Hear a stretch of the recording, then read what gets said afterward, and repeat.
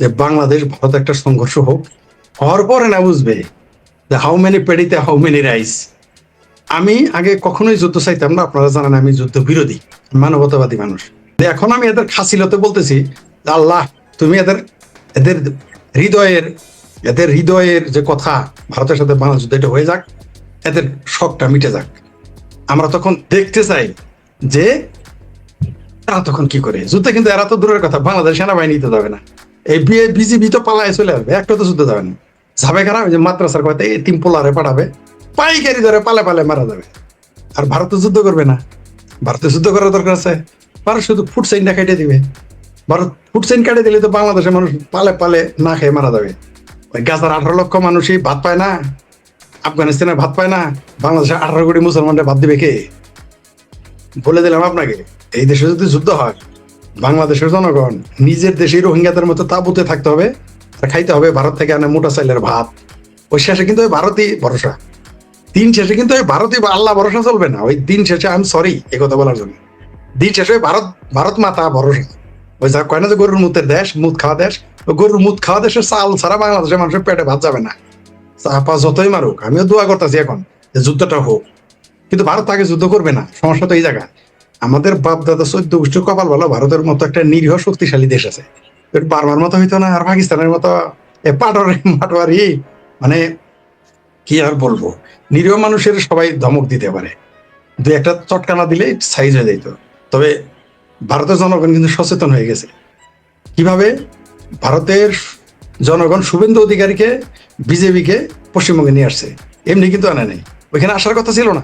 এমনকি আমারও বিশ্বাস হয় নাই যে শুভেন্দু অধিকারীর দল ক্ষমতায়, মানে বিজেপি ক্ষমতায়। আমি ভেবেছিলাম দিন শেষে মমতা ব্যানার্জি পাওয়ার আর, কিন্তু ওই দেশে হিন্দুর ঐক্যবদ্ধ হয়ে গেছে। আপনি খেয়াল করেছেন কেন? যে এই সমস্ত চুলকানির কারণে। এই যে চুল খাইতেছে না, চিকেন নেক হয়ে যাবে, এলিফ্যান্ট নেক, রাজশাহী রংপুর চলে যাবে, চিটাগাং চলে যাবে, পরে যে বৃহত্তর ময়মনসিংহ ঢাকা নিয়ে বাংলাদেশ বানায়, তখন তো বাংলাদেশ থাকবে না, বাংলাস্তান। বাংলাস্তান নিয়ে সুখী থাকতে হবে, খুশিতে থাকতে হবে। আর মাঝে মাঝে ভারত বা রাশিয়া বা আমেরিকা কিছু সাদগা দিবে, ওগুলো খায় চলতে হবে। ওই দিন আমাদের সামনে আসতেছে। দোয়া করেন যে শেখ হাসিনা যেন বেঁচে থাকে। শেখ হাসিনা যদি মারা যায় তাহলে বাংলাদেশের কপালে কিন্তু শনি রবি সোম মঙ্গল বুধ বৃহস্পতি শুক্র সবাই একবারে লাগে। আমি চিন্তিত আছি এই জায়গায়। বাংলাদেশে শেখ হাসিনা না থাকলে এই মুহূর্তে, আর যেদিন সংখ্যালঘু শূন্য হয়ে যাবে বাংলাদেশের মানুষ দুর্ভিক্ষের কবলে পড়বে, সব না খায় মারবে, পালা ফালে মারা যাবে, কেউ রক্ষা করতে পারবে না। আমি বেঁচে থাকি আর না থাকি, আপনার এই কথাগুলো সত্যতা পেয়ে যাবেন। জি, ধন্যবাদ। এই যে আপনাকে আপনার বিরুদ্ধে একটা বক্তব্য আছে, বুঝিয়ে বলবেন বাংলাদেশ সামরিকভাবে উন্নত অস্ত্র ভারতীয় দালালদের জলে কেন? যেখানে এই আমার এই ভাবির পোলা আছে না, এটা তো পেয়ারা পাকিস্তানি, এটা তো মোহাম্মদের উম্মত না, এ হলো মগা মৌদুদের উম্মত। আরে ভোদাই, বাংলাদেশ অস্ত্র কিনলে আমার জ্বলবে কিনা রে বেকুব? আর কেন জ্বলবে? আমার দেশ অস্ত্র কিনবে, সমস্যা কি? আমার দরকার চাকরি, আমার বেকার ছেলে চাকরি দরকার, আমি অস্ত্র কিনে কি করবো? আরেকটা উদাহরণ দেই, বাংলাদেশে আজকে টাকলা ফুয়াদ আছে না, টাকলা ফুয়াদ বলছে এত স্কুল কলেজ বিশ্ববিদ্যালয় দরকার নাই, সব বন্ধ করে দেন। সেই জায়গায় যদি আমি বলতাম একবার যে মাদ্রাসা বন্ধ করে দেন, তাহলে কি হইতো? এই জন্য তো বলি যে বাংলাদেশে যারা পেয়ারা পাকিস্তানি, এরা সব জামালপুরে পাগলা। ডিমের আলে 5টায় কিনে 3টায় বেছে, একবারও কিন্তু বলে নাই যে মাদ্রাসা বন্ধ করো। বাংলাদেশে স্কুল কলেজ বিশ্ববিদ্যালয় দরকার নাই, তাহলে কি মাদ্রাসা দরকার? আর এই যে ভোদাইটা বললো যে অস্ত্রের কথা, তুমি অস্ত্র কিনা কার সাথে যুদ্ধ করবা? ভাবির পোলা, তোমার শাশুড়ির প্রেমিক শেখ ফরিদের সাথে যুদ্ধ করবা? তাদের লাভ, কিন্তু আর্মি অফিসারদের লাভ, তারা কমিশন কেন থেকে ইয়ে করে। আমি আরো বলি আপনাকে, বাংলাদেশ কার সাথে যুদ্ধ করবে অস্ত্র কিনে? আমি তো বাংলাদেশ অস্ত্র কিনার পক্ষেই না। শোনো ভাবির বলা, তুমি অস্ত্র কিনে কি করবা? ঘরে বুঝাই বলো, কার সাথে যুদ্ধ করো? বার্মা সেটা ভেঙে দিবে বার্মাই, আর ভারতের সাথে যুদ্ধ করবা? কয় সেকেন্ড টিকবা বাবা? ওই যে কয়েকদিন আগে যে আর্মি চিফ বললো না যে এরকম ঐতিহাসিক একটা ইলেকশন হয়েছে, এই ইলেকশন হয় নাই, এটা খুঁজতে গিয়ে দেখি কি জানেন, আর্মি চিফ এরা চাচ্ছে হচ্ছে বাজেটের বাইরে 29,000 কোটি টাকা চাচ্ছে তারা। তারা যেগুলো কিনবে ওগুলো কমিশন পাবে তারা। এটাই তো আসল কথা। শুনেন, যে বাংলাদেশের সেনাবাহিনী মিষ্টির ব্যবসা করে, এটা আমরা বলি নাই, দিলারা চৌধুরী বলেছে, বিএনপির বুদ্ধিজীবী, তিনি বলেছেন যে সেনাবাহিনী ড্রাইভার বানায়, তারপর মিষ্টি বানায়। আর সেনাবাহিনী তো ঘোষণা দিছে যে মুরগি, গরুর দালালদের সাথে থাকবে মাঠে, মানে গরুর দালালিও শুরু করবে। এরা কোনোদিন পাখি মারছে? যুদ্ধ করা তো দূরের কথা। আপনি বলেন বাংলাদেশ সেনাবাহিনী কাজটা কি? চাকরি নেওয়া, লেভরাইট করা, রিটায়ার্ড হওয়ার পরে কিছু টাকা নিয়ে বাড়িতে চলে দেওয়া, আর যদি একটু সুবিধা পায় তাহলে মিশন করে মসমসায় খাওয়া। কোনোদিন একটা মুরগি মারছে? রিপেয়ার করলেও বুঝছেন তারা যে ইয়েগুলো রেশন যেটা 7 টাকার আমলের দামে রেট, কিন্তু এটা শায়েস্তা খানের আমলে শুধু তাই না, চাউল সিগারেট মদ এগুলো সবকিছু তারা যে যে দামে কিনে, এটা কিন্তু কেউ কল্পনা করতে পারবে না। কিন্তু আস্তাগফিরুল্লাহ, কি বললেন? বাংলাদেশ সেনাবাহিনী মদ কিনে? এটা শুনে রাওয়া ক্লাবে কি হয়? রাওয়া ক্লাব কি কেন? বললেন? না, আমরা তো রাওয়া জানি রাওয়া ক্লাবটা ক্লাব, কেন? রাওয়া ক্লাবটা তো মদ খাওয়ার জায়গা। আমরা তো জানি রাওয়া ক্লাব হলো মক্কা থেকে জমজমের পানি খায়। এটা আপনি কি? না, না, আপনি না। মিথ্যা বলছেন। না, না, আপনি আপনি আওয়ামী লীগের দোষর, আপনি আওয়ামী লীগের দোষর, ভারতের দালাল। আপনি আওয়ামী লীগের দোষর, আপনি মিথ্যা বলছেন। ওইখানে জমজমের পানি খায়। আপনি বলতেছেন বাংলাদেশের এই তৌহিদি আর্মিরা রাওয়া ক্লাবে মদ খায়? আমরা তো জানতাম না এটা। বাংলাদেশের জনগণ কি এটা জানে? শুনেন, বাংলাদেশ আরেকটা উদাহরণ দিই কোথায় পায়। বাংলাদেশের যত সেনাবাহিনী দেখবেন সবগুলো দেখবেন টাকনুর নিচে প্যান্ট কাটা, সবগুলোর। কিন্তু যখন কমিশন খাইলে কারা খায়? এই যে, আচ্ছা, আর্মির এত ভালা, পাসপোর্টের ডিজি কারা? পাসপোর্টের বেশি ডিজি কারা? আর্মি, বিআরটিসি ডিজি কারা? বিআরটিসি, তারপরে পিটিআরসি, সব সব জায়গা আর্মির, কিন্তু মেডিকেলে। সব দুর্নীতির নেতা কিন্তু আর্মি। কিন্তু এই কথা কেউ বলে না। সব দোষ কার? এমপি। সব দোষ কার? চেয়ারম্যানের। সব দোষ কার?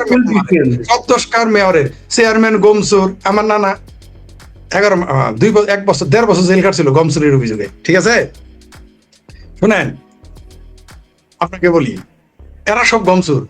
সেনাবাহিনী কি করে? সব মক্কার খাদেম না? সব মক্কার খাদেম। তাহলে চুরি কারা? পাসপোর্ট টাকা না দিলে পাওয়া যায়? বিআরটিসির লাইসেন্স কারা করে? 2 নম্বরই করে। হাসপাতালে এত পরিণতি এত খারাপ কেন? অবস্থা খারাপ কেন সরকারি হাসপাতালে? সব তো দায়িত্ব তারা। মহসিং মেডিকেলের ডিজি কারা? নাকি কি বলে পদে কি থাকে? সমস্ত মেডিকেল কলেজ হাসপাতালে আর্মি। তাহলে কি আর সেনাবাহিনী কি ফেরেস্তা না? সব ফেরেস্তা। এত দুর্নীতি হয় কেন? ওগুলো আমরা জানি। তারপরে যে এমএস এর যে কন্ট্রাক্টর, এটা পার্সেন্টেজের টাকাটা তো আগে কেটে নেয়। এটা কি জানেন আপনারা? এমএস এর যে, কে না জানে যে ওখানে 5% আগে পিছিয়ে দিতে হয়? কে না জানে? সেনাবাহিনী ঘুষ খায় না? সবের দেবতা হয়ে গেছে, ফেরেস্তা হয়ে গেছে, তাই না? ওগুলো আমরা বুঝি না। সুযোগের অভাবে সৎ থাকে। এই যে বলেন 29,000 কোটি টাকা, কি সেনাবাহিনীর কাজ কি? 29,000 কোটি টাকা আমরা সেনাবাহিনী দেন? আমাদের বাংলাদেশ সেনাবাহিনীর দরকার নেই। বাংলাদেশের মতো রাষ্ট্রের সেনাবাহিনীর দরকার নেই। শুধু বাংলাদেশ না, আমি পৃথিবীতে সেনাবাহিনী মুক্ত পৃথিবী চাই। সেনাবাহিনীরা কেন বানাইছেন আপনি? পাখি মারার জন্য, না কুতকুত খেলার জন্য, না গোল্লা শুট খেলার জন্য, না হাডুডু খেলার জন্য? পৃথিবীতে মানুষ হচ্ছে একমাত্র প্রাণী, পৃথিবীতে মানুষ হচ্ছে একমাত্র বোকা প্রাণী যারা নিজেদের মারার জন্য মানুষ তৈরি করে রাখে, যার কোথাও নাই। এই যে আসার কথা, কারণ সেনাবাহিনীর মধ্যে বেশিরভাগ হচ্ছে জামাতি। শুধু জামাতি না, এরা হিজবুত তাহরিরে, এরা পুরো পেয়ারা পাকিস্তানি, এরা জঙ্গি সমর্থক।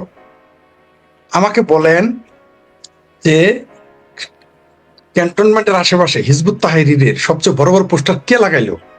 আমি 3 বছর গবেষণা করেছি যে হিজবুত তাহরির পোস্টার কে লাগায়, এগুলো বের করবো, পারি না।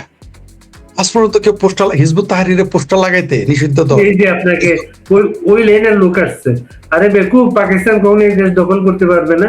ভারত সবসময় থ্রেট দেয়, আর তো উন্নয়ন মিসাইলে ভারতের শেষ হবে, কি করবা? এখন এই এই এই পেয়ারা পাকিস্তানি ভাবির পোলার আর কি বুঝামু? এদের আকল তো পাকিস্তানি জজবাতে ভরপুর। ভারত যদি এই দেশ দখল করতে চাইতো 71 ঠেকাইতে পারতা, তোমার মায়ের ভাতারে পারতো। ভারত যদি এখন বাংলাদেশ দখল করবো, তুমি পারবা? তোমার শাশুড়ির আদি সব পাইতে দিল তো ঠেকাইতে পারবে না, ভাবির পোলা। এখন দুনিয়া হচ্ছে বাজার দখল করে, মার্কেট। সারা পৃথিবীতে বুদ্ধিমানরা বাজার দখল করে। আমি আবারও বলি, ভারত কেন বাংলাদেশ দখল করবে? ভারতকে কি কুত্তায় কামড়াইছে? কুত্তায় কামড়াইছে ভারতকে বাংলাদেশ দখল করবে? ভারত এত পাগল? শোনেন, আমার সাথে, আমি তখন ব্যাঙ্গালোর থেকে নাকি কেরালা থেকে আসতেছি, আমার ভুলে গেছি এখন। ট্রেনটা ব্যাঙ্গালোর থেকে আসতেছে, ব্যাঙ্গালোর থেকে না কেরল থেকে উঠেছি। 3-4 জন পুরো জামাত মাইন্ড সেট আপ এই কথাটা বলেছিল, ভারত বাংলাদেশ দখল করবে। আমি তাদের বললাম, আপনি কতদিন যাবত আছেন? বলে যে তারা, ও ইয়েস, ব্যাঙ্গালোরে, কেরল থেকে, ট্রেনটা কেরলে, কিন্তু ব্যাঙ্গালোর থেকে আসতেছিল। বললো যে 15 দিন নাকি 16 দিন বলছে।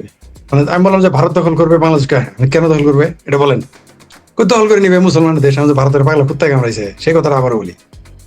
ভারত মাগনা একটা সুপার মার্কেট পাইছে 18 কোটির দেশ। এদের যদি এখন ভারত দখল করে 18 কোটিকে চাকরি দিতে হবে না, ব্যবসা দিতে হবে না, এদের দেশের দায়িত্ব নিতে হবে না নাগরিকের, সে অটোমেটিক একটা সুপার মার্কেট 18 কোটির দেশের মানুষের পাইছে। সে কেন যাবে ভারত দখল করতে? আর ভারত বাংলাদেশকে এই কারণে দখল করবে না রে গাধা, শুনে রাখ। এই কি ভাবির বলা যে বলছো সে শোনো, এবং যারা এটা বিশ্বাস করো তারা শোনো মনোযোগ দিয়ে। যেটা আমি ওই ট্রেনে বলেছিলাম, ওই ছেলেগুলো সব বিএনপি বা জামাতপন্থী ছিল, পরে আমার সাথে এগ্রি করছে। এমন না যে ভারতে বাংলাদেশে থাকবে, বাংলাদেশে পার হওয়ার পর আবার জিজ্ঞেস করছি, কি ছোট ভাই আমি যে বললাম এখন বলতো, তখন তো ভারতের ট্রেনে ছিল, এখন বলো, কয় না আপনি ঠিকই বলছেন। তার মানে তারা তার আমার সাথে এগ্রি করছে, সেই জন্য বললাম। এই 18 কোটি মুসলমানের মধ্যে 15 কোটি তো ভারত বিরোধী, ভারত বিরোধী 15 কোটি ভারতের মধ্যে নেই, ভারতের পাগলা কুত্তা কামড়াইছে, এতগুলো সাপ বিচ্ছু, গোগরা সাপ, কাকড়া, বিচ্ছু এগুলো নিবে না? ভারতের পাগলা কুত্তা কামড়াইছে, মাগনা মাগনা। বাংলাদেশ যদি কালকে বসে, কিছু কিছু সবাই হাঙ্গা করে না, যেমন ধরো আমার ভাবির পোলার খালারা, এমনকি আমার ভাবিরা যদি আমার কাছে হাঙ্গা বসে, আমি কি করবো নাকি? কইলে আমি হাঙ্গা করবো, সবাই হাঙ্গা করবো। তেমনি বাংলাদেশ যদি বলে ভারত, বাংলাদেশ থেকে ভারত তুমি আব্বা হও, তুমি নিয়ে নাও, আমি লিখিত দিতে পারি, ভারত বাংলাদেশ নিবে না, কোনো দিনই নিবে না। কারণ বাংলাদেশকে ভারতের সাথে যুক্ত করা মানেই ভারতের বিপদ আরো 1000 গুণ বাড়ায় নেওয়া। পাকিস্তান যদি সারাদিন চিৎকার চেঁচামেচি করে আমাদের নিয়ে নাও, তাও পাকিস্তানকে নিবে না। কারণ জানে যে মুসলমানদের মাইন্ড সেট আপ কি, তাদের সভ্যতা সংস্কৃতি সব ধ্বংস হয়ে যাবে, তাদের শিক্ষা বিজ্ঞান ধ্বংস হয়ে যাবে। তাই কোনোদিনই বাংলাদেশ এবং পাকিস্তানকে ভারত নিবে না। ওই যে অখণ্ড ভারতের কথা বলে, এটা একটা পলিটিক্যাল বক্তব্য, এটা ভারতের একটা পলিটিক্যাল জজবা। এটা হলো যারা বিজেপি করে বা যারা হিন্দুত্ববাদী, যেমন এই দেশ আছে মুসলমান নিত্যবাদী, বাংলাদেশের লোক আবার হিন্দুত্ববাদী, কিন্তু ইসলামিত্ববাদী মুসলমানিত্ববাদী গুলো মুখে ব্যথা হয়, ওটা কইতে শরম পায়। তো হিন্দুত্ববাদী যারা, তাদেরকে জোশে রাখার জন্য এই কথাটা বিজেপি বলে। ভারত কোনোদিনই বাংলাদেশকে তো নিবেই না, পাকিস্তান মাগনা হাঙ্গা বইলেও যাবেন, ভারত নিবে না। আপনারা লিখে রাখেন, কোনো দিনই যাবে না ভারত, এটা চায়ও না, ভারতের জনগণ নিবে না। একটা উদাহরণ দেই, আমি লিখেছিও বলেছিও কয়েকবার। তখন আমি ব্যাঙ্গালোরের সেই দেবী সেটির তার যে হসপিটাল, সেখানে আমি ছিলাম, কয়েকজন আমরা একই বেডে পাশাপাশি বেডে ছিলাম। তো আমি জিজ্ঞেস করছি, এক ত্রিপুরার এক মহিলার সাথে পরিচয় হয়েছিল। আমি বলছিলাম, দিদি এটা 7-8 বছর আগের কথা, আমি বলছিলাম দিদি আবার যদি 71-এর মতো ঘটনা আমার জায়গা দিবা না? কয় না না না না না, বাংলাদেশিদের আর জায়গা দিব না। পরে আমি বলছি, দিদি আচ্ছা মুসলমানদের জায়গা না দিলে হিন্দুদের দিবা না? কয় ওটা তো আরো দিব না। এই ত্রিপুরার নারী বলছে, কয় হিন্দুদের তো আরো জায়গা দিব না। কয় কোন বাংলাদেশ ত্রিপুরা, যেটা সবচেয়ে নিরীহ পিসফুল একটা স্টেট, সেই স্টেটের একজন হিন্দু নারী মুসলমান। দাদা একটা মাইগ্রেন্ট সাইকোলজি, ওই মহিলা কিন্তু বাংলাদেশ থেকে ওখানে গেছে।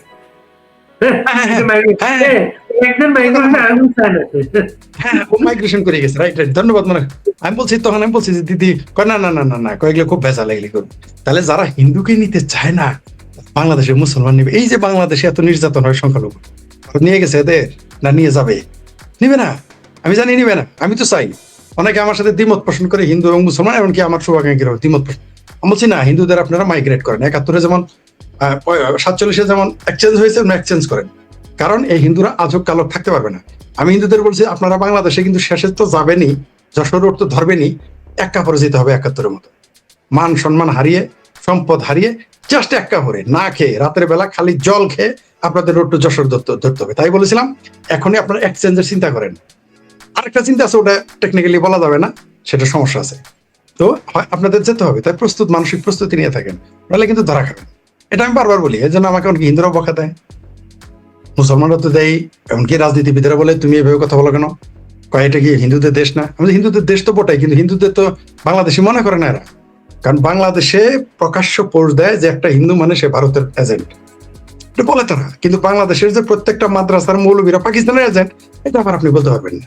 এটা বললে আবার আপনি তখন ইসলাম খতমে, তখন আপনি ভারতের তালা।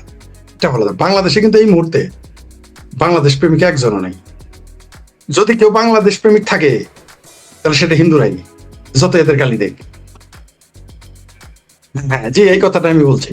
জি, এই পণ্ডিতের দেশকে ভারত দখল করবে, তাদেরকে করতে। জি, আমি ওইটাই বলছি যে বাংলাদেশকে ভারতকে কুত্তায় আমরা নাই, বাংলাদেশের মতো একটা এই দেশকে দখল করতে যাবে, এত পাগল তারা হয় নেই, কোনোদিনই না। এবং যাবেও আপনাকে না। অনেক ধন্যবাদ ফরিদ ভাই, চমৎকার আড্ডা। এই আড্ডাটা অনেক দর্শক উপভোগ করছে, সেটা আমরা এই আড্ডা গুলোই দেবো, এনজয় করে এটা। আপনি ভালো থাকবেন। আর ধন্যবাদ। কিছু যুক্ত করতে চান? শেষ করবো আমরা। আমার শেষ কথা হচ্ছে যে বাংলাদেশে যেভাবে যে দিকে যাচ্ছে, দয়া করে এখনো যারা সত্যিই বাংলাদেশকে ভালোবাসে ঐক্যবদ্ধ হন, নাহলে এই দেশের স্বাধীনতা, সার্বভৌমত্ব সবকিছু কিন্তু খতরাবে। ওই যে একজন লিখেছেন চুক্তি হয়ে গেছে, একটা পরাশক্তির বাহিনী আসবে যাবে, অনুমতি লাগবে না। এগুলো একটা দেশের জন্য, সার্বভৌমত্বের জন্য কখনোই আপনি ভালো দেখে কিছু নেমে বয়ে থেকে আনবে না। নেমে